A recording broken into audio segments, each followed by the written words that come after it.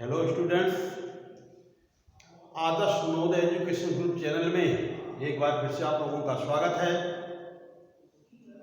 कल के वीडियो में मैंने आप लोगों को ग्लाइकोलाइसिस प्रक्रम के बारे में पूरी जानकारी हमने आप लोगों को दिया था और बताया था कि ग्लाइकोलाइसिस क्रिया जो है इसमें ग्लूकोज का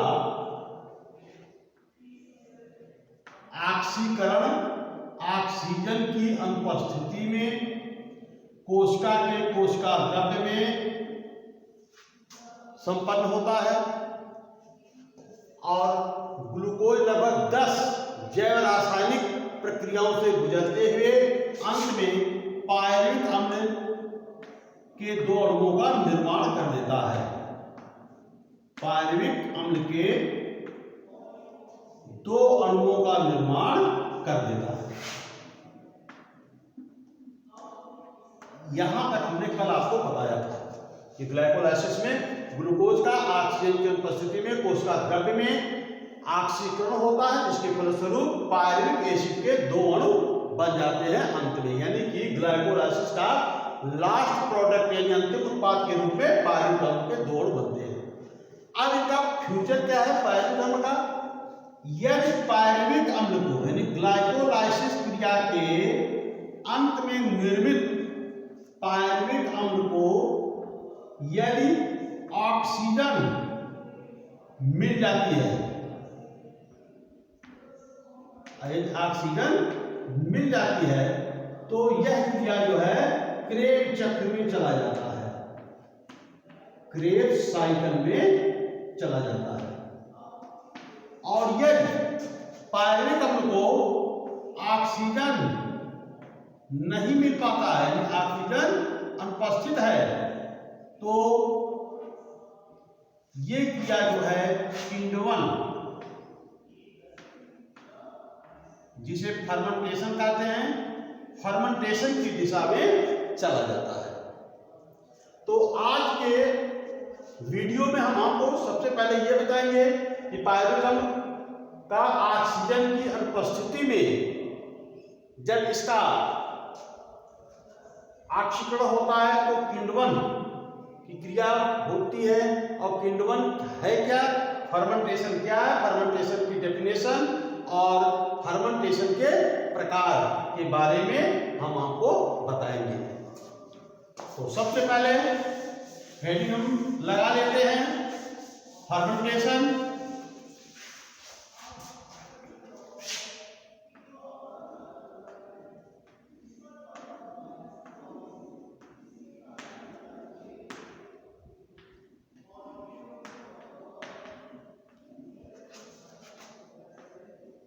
फर्मेंटेशन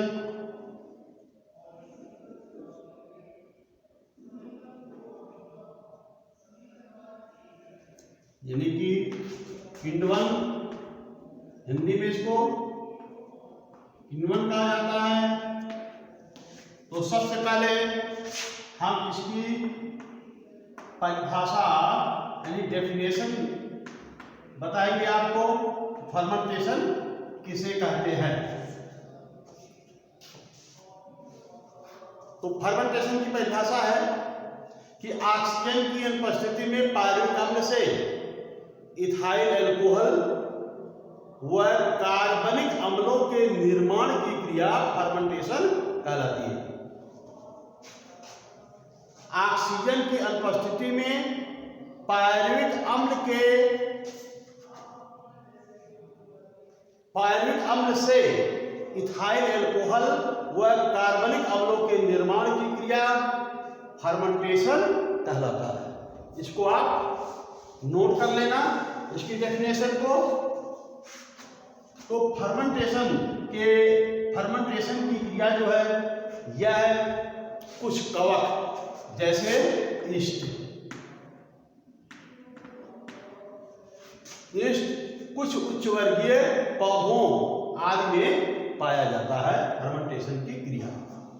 तो अब फर्मेंटेशन के प्रकार मैं आपको बता रहा हूं, type of fermentation. Type of fermentation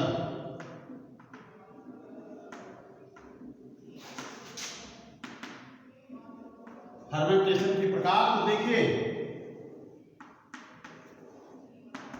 बनने वाले प्रोडक्ट के आधार पर, यानी फर्मेंटेशन की क्रिया में कौन कौन से प्रोडक्ट बनते हैं, तो उस आधार पर बनने वाले प्रोडक्ट के आधार पर फर्मेंटेशन जो है ये 4 भागों में इसको बांटा गया है। फर्मेंटेशन 4 प्रकार का होता है। Number 1 alcoholic fermentation.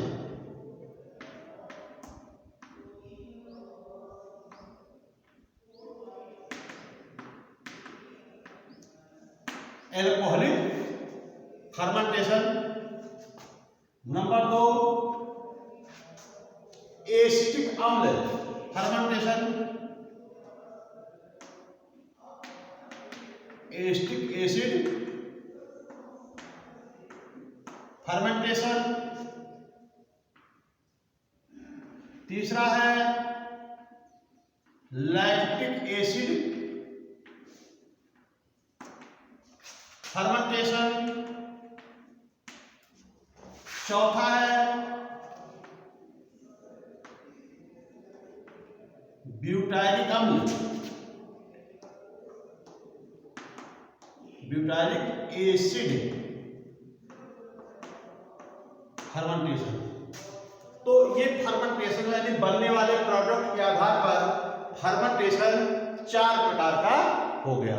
अब हम इन चारों के बारे में अध्ययन करेंगे। तो सबसे पहले एल्कोहलिक फर्मेंटेशन के बारे में हम अध्ययन करेंगे।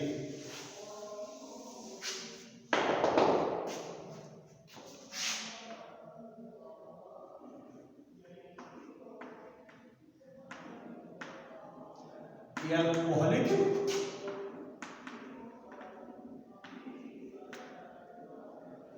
फर्मेंटेशन।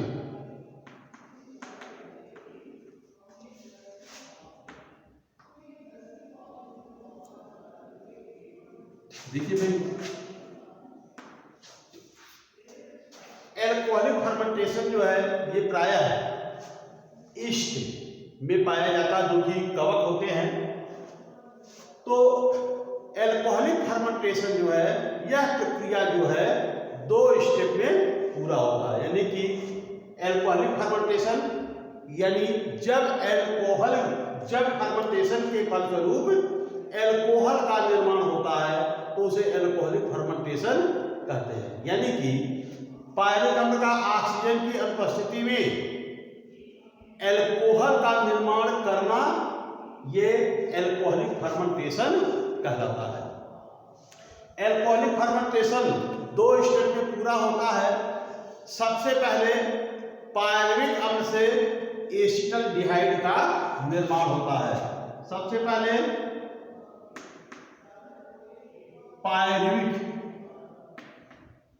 पायरुविक अम्ल से पायरुविक एसिड से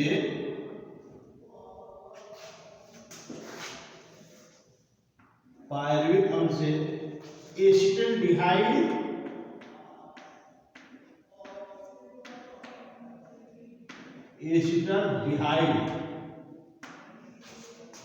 और कार्बन डाइऑक्साइड का निर्माण होता है।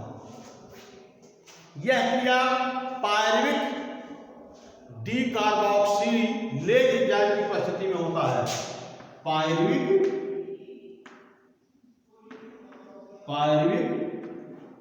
डीकार्बोक्सिलेज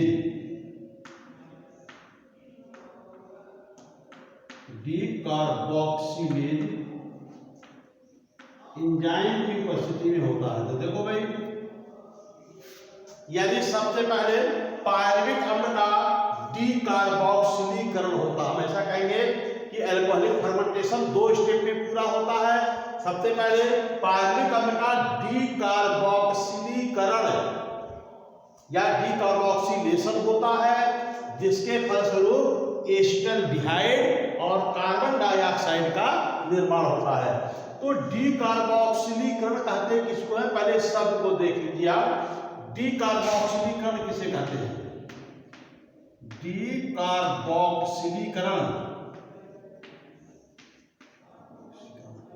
डीकार्बोक्सिलीकरण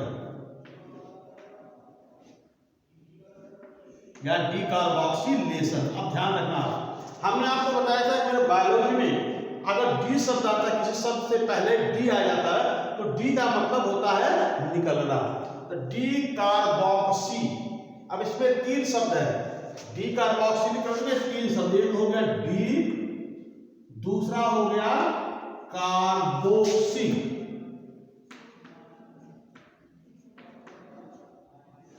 डीकार्बोक्सी, अब तीसरा हो गया एशन।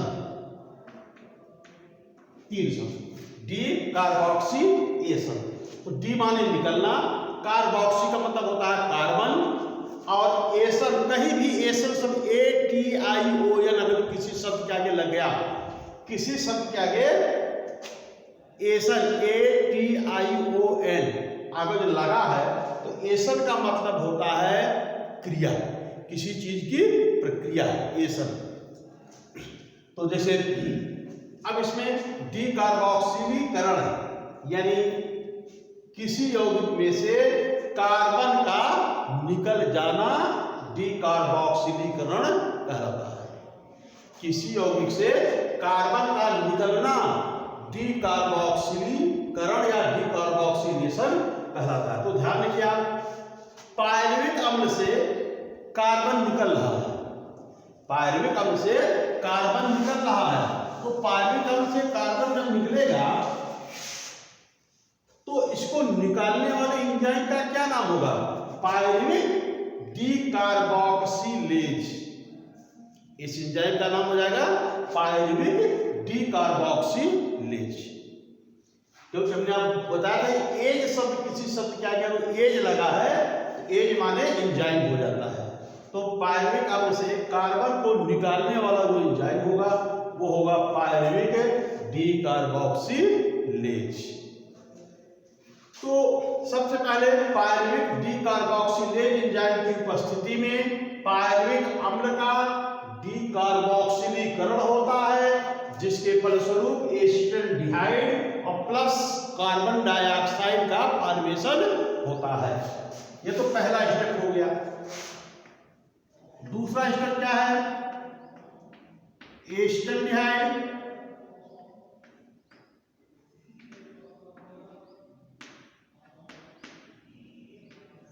एसिटाल्डिहाइड।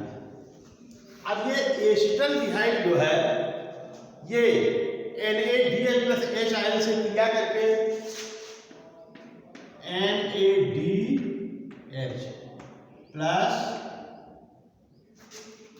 यहां पर हम प्लस लगाएंगे, acetaldehyde plus NADH plus H से क्रिया करके ये इथाइल अल्कोहल यानी C2H5OH,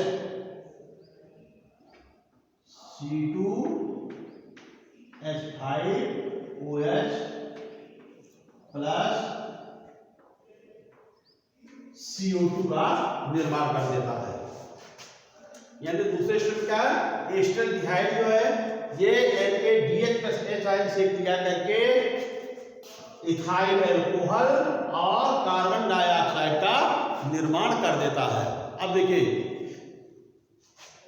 अब यहां पर कौन सा एंजाइम भाग लेगा? तो इस एंजाइम का नाम है alcohol dehydrogenase enzyme. Alcohol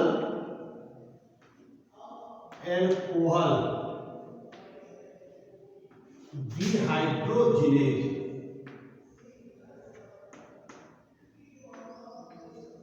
alcohol dehydrogenase.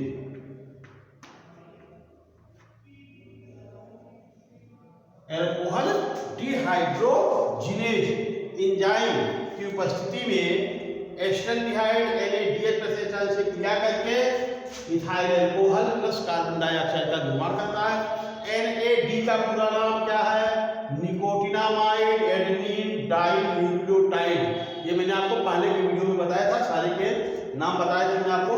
तो NAD का पूरा नाम होता है निकोटिनामाइड एडेनिन डाइन्यूक्लियोटाइड। तो अल्कोहलिक फर्मेंटेशन में आपने क्या देखा?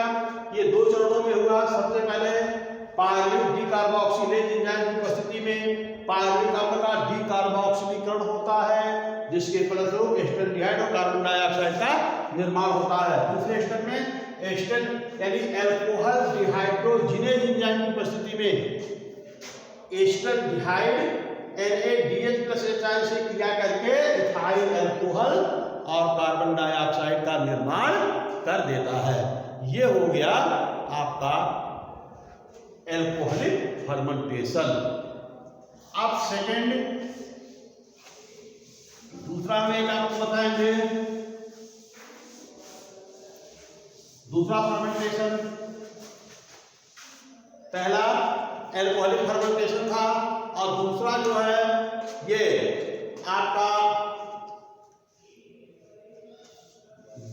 लैक्टिक अम्ल फर्मेंटेशन। लैक्टिक अम्ल लैक्टिक एसिड फर्मेंटेशन।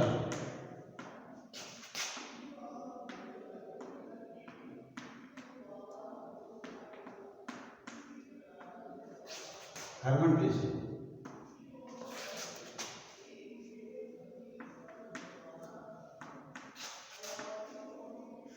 तो देखिए भाई, लैक्टिक अम्ल फर्मेंटेशन जो है यह लैक्टोबैसिलस तथा क्लॉस्ट्रिडियम आदि जीवाणुओं में पाया जाता है।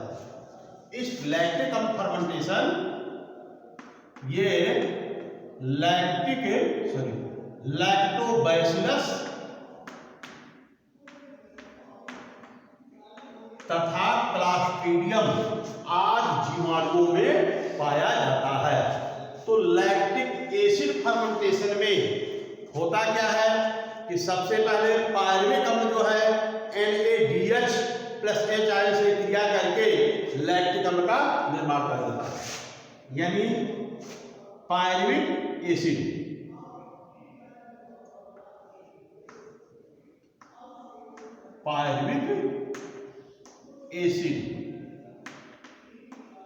ये जो है NaDH+HI यानी nicotinamide adenine dinucleotide phosphate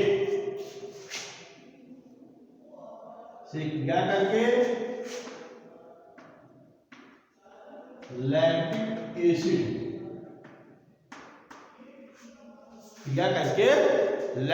acid तथा NaD का निर्माण कर देता है। अब देखिए यहां पर कौन सा एंजाइम भाग लेगा, लैक्टिक डिहाइड्रोजिनेज एंजाइम। लैक्टिक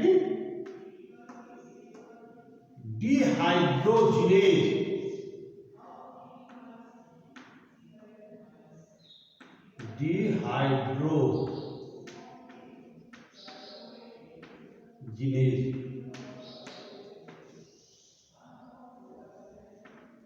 देखिए डिहाइड्रोजिनेज यानी कि NaDH2 से हाइड्रोजन को मुक्त करने वाला एंजाइम। तो लैक्टिक फर्मेंटेशन में क्या होता है भाई, लैक्टिक फर्मेंटेशन में यानी कि लैक्टिक डिहाइड्रोजिनेज एंजाइम की उपस्थिति में पायरुविक अम्ल NaDH+HI से क्रिया करके लैक्टिक एसिड और NaD का निर्माण कर देता है। ये हो गया लैक्टिक अम्ल फर्मेंटेशन।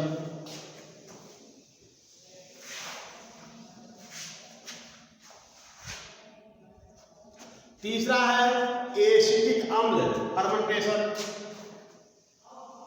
एसिटिक अम्ल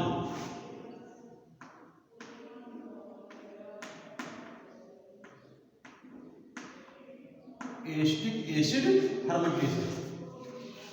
तो एसिटिक अम्ल फर्मेंटेशन जो है ये एसिडोबैक्टर एसिटाई नामक जीवाणु में पाया जाता है। एसिडोबैक्टर एसिटाई नामक जीवाणु में पाया जाता है एसिटिक अम्ल फर्मेंटेशन। तो एसिटिक अम्ल फर्मेंटेशन में होता क्या है कि इस प्रकार के फर्मेंटेशन में सबसे पहले पायरुविक अम्ल से एसिटाल्डिहाइड का निर्माण होता है। सबसे पहले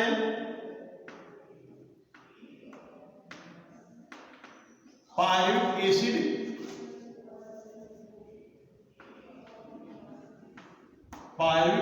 से एसिटाल्डिहाइड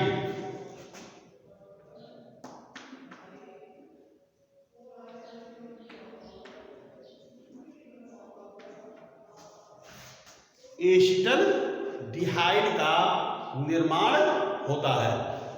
तो यह एसिटाल्डिहाइड यानी एसिटाल्डिहाइड प्लस CO2 का निर्माण होता है।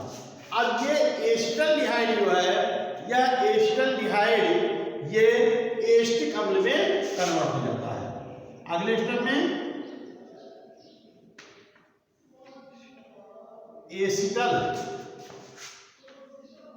यह एसिटाल्डिहाइड ये एसिटिक अम्ल में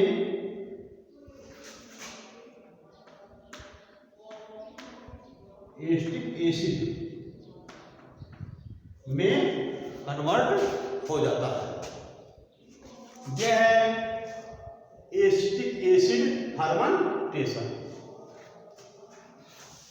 चौथा है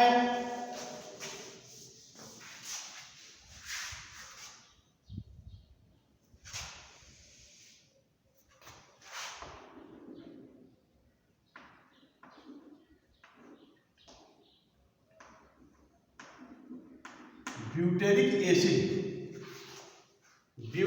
एसिड फर्मेंटेशन। तो ब्यूटेरिक एसिड फर्मेंटेशन जो है, इस प्रकार का फर्मेंटेशन ये बैसिलस ब्यूटारिकस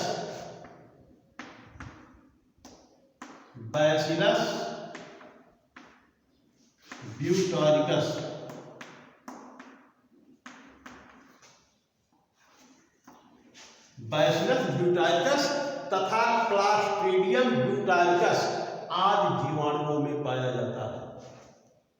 ब्यूटेरिक एसिड फर्मेंटेशन जो है ये बैसिलस ब्यूटारिकस और क्लास्ट्रीडियम ब्यूटारिकस आदि जीवाणुओं में पाया जाता है। यह प्रक्रिया 2 चरणों में संपन्न होती है, यानी कि ब्यूटेरिक एसिड फर्मेंटेशन जो है वो 2 स्टेप में पूरा होता है। सबसे पहले पायरुविक अम्ल से एसिटिक अम्ल का निर्माण होता है। सबसे पहले स्टेप क्या होता है? पायरुविक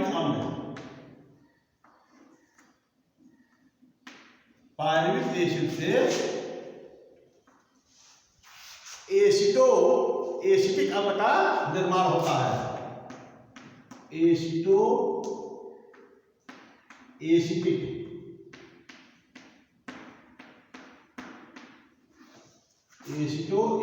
अम्ल। सबसे पहले पायरुविक अम्ल से एसिटिक अम्ल का निर्माण होता है। यहां पर 2H2O और यहां पर जो है कार्बन डाइऑक्साइड।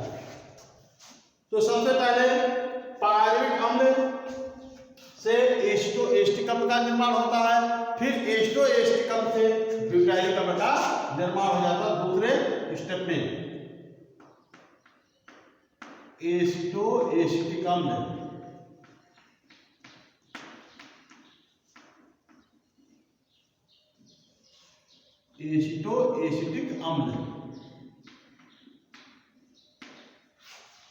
एसिटिक अम्ल से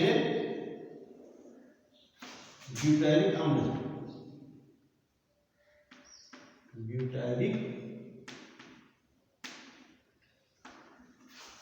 अम्ल का निर्माण हो जाता है।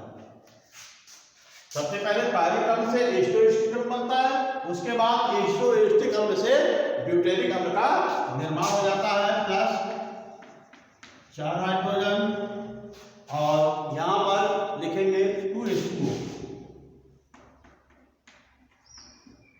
तो इस प्रकार से फर्मेंटेशन की क्रिया होती है। यदि फर्मेंटेशन क्या है उसकी डेफिनेशन हमने आपको बताया। फर्मेंटेशन में निर्मित प्रोडक्ट के आधार पर फर्मेंटेशन के प्रकार हमने बताया, और इस प्रकार के फर्मेंटेशन किन जीवाणुओं में, किस सूक्ष्म में पाया जाता है उसके बारे में हमने अध्ययन किया, फर्मेंटेशन के बारे में। तो आज के वीडियो में सिर्फ इतना ही हम आपको बता रहे हैं, और इसको याद कर लेना। फिर नेक्स्ट वीडियो में हम आपको क्रेब्स साइकिल के बारे में आपको बताएंगे। Thank you.